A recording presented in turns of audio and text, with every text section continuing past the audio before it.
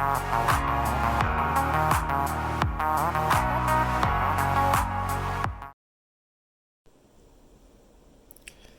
you're enjoying my content, please consider subscribing to my Patreon linked below. I give away stickers every 3 months, and there are 3D models coming up soon in September that you can download and print from your 3D printer at home as well. Good day, artificers. And today we'll be doing something slightly different. In the last two metal tutorials, you've seen techniques that I've demonstrated before in my other videos, but today you're going to be seeing something slightly different. I'm going to be doing a simple recipe for polished metal, and you'll see some techniques that I've used before, but generally this is something that you've probably not experienced or even seen other painters do. I've simplified this technique to something that you only need three paints to do: a mid-tone for your metal, depending on whether you're doing a bronze or gold or silver, a very bright tone, and a wash. And that wash is just simply going to be used to darken your mid-tone.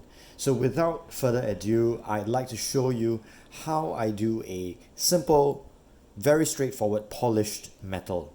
Now the first thing you want to do is get your mid-tone and cover your entire component or your model with that mid-tone. So I'll be using Leadbelcher. Of course, you dilute your mid-tone in the usual way. Nothing special and nothing out of the ordinary there.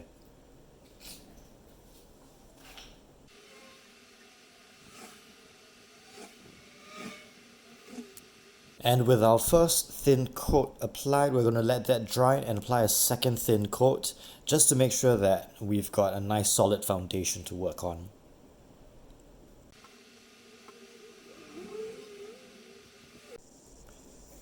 While your component dries, what you want to do next is prepare a dark tone with a 2-to-1 mix of your dark shade, in my case Nuln Oil, and your mid-tone. I'll demonstrate how I do that.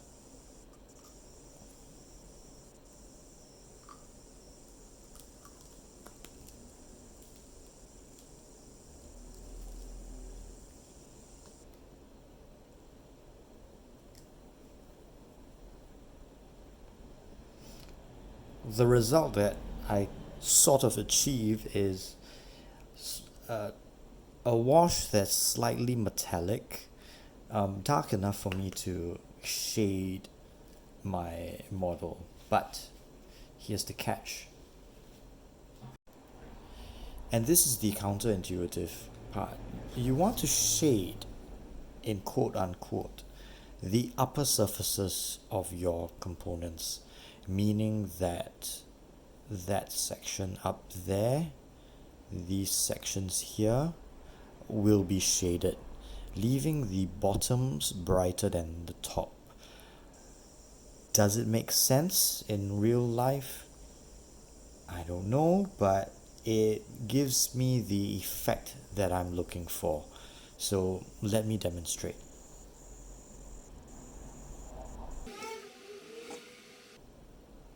See, this is akin to almost applying a glaze on my model.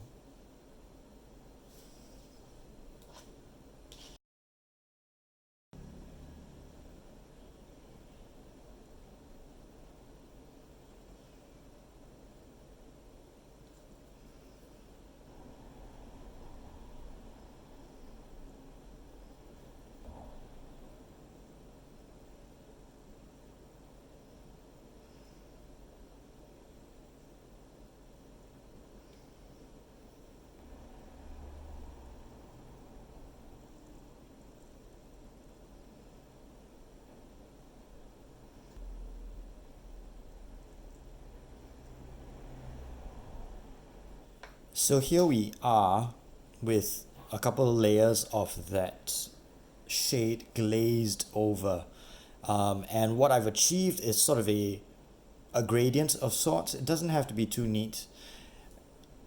Gradiating from dark at the top of each component, of each subcomponent, to bright along the bottom. The next stage would be to let this glaze dry completely and then apply one last wash of Nuln Oil before I continue with the highlight stage. So we're going to let this dry now. Back, and now that those layers are dry, what we want to do is grab our Nuln Oil. Ideally you want to take the matte traditional Nuln Oil instead of Nuln Oil Gloss, and to do a layer of shade over this entire component. So let's go.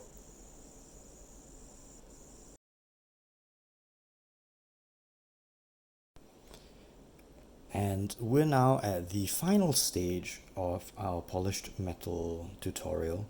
What we want to do now is take our brightest tone, which is Stormhost Silver. So there's our Stormhost Silver, and what we'll want to do is, first of all, we'll want to line all the edges. So that's a typical standard edge highlight for the entire model. So let's do that.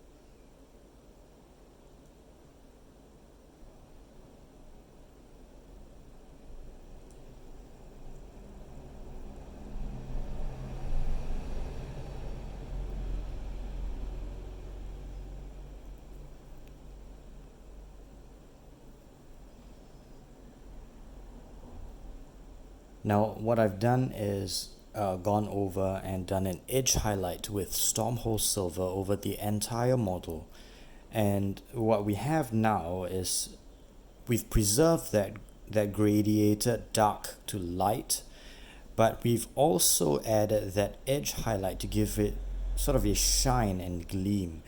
Now there's one last thing I want to do, and that's to add a couple of sort of highlights or bright streaks, in a sense, and you can skip this step, but I find that it does help slightly. And what I want to do is get a nice sharp brush with my Stormhost Silver, slightly damp. I don't want to water down the Stormhost Silver, but I do want to soften the consistency of the paint. What I want to do now is just pick out a few areas to do sort of highlight streaks like so.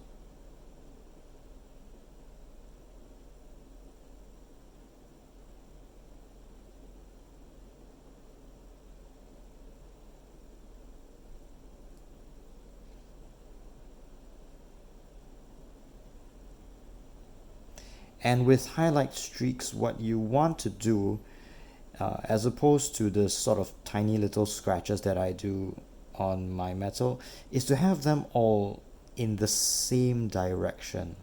And that's the only distinction that you need to consider at this point, at this stage.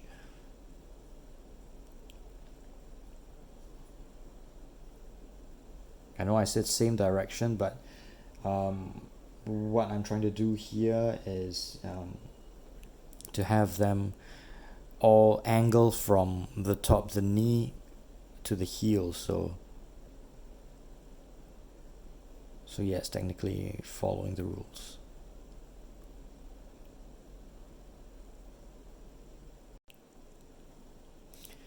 So generally what you've achieved is a sort of a shiny, gleaming metal, as opposed to just doing the typical dry brush over a dark tone. You can, with a couple more brush strokes, achieve a more sort of complex effect. And I find that doing this sort of gives a little bit more dynamism to a model. But tell me what you think, if you think this method is not easy enough to achieve. I can sort of build up a simplified version of this as well. But stay tuned for the next installment of this metal series, where I do sort of a brushed and beaten metal, and it is a variation of this. This would be sort of the base from which we're going to progress from now on. So stay tuned for the next episode. And once again, if you like what I'm putting out and you want to receive some of the stickers that I design for my patrons, please consider visiting my Patreon, linked at the bottom of the screen. And as always, take care and bye bye.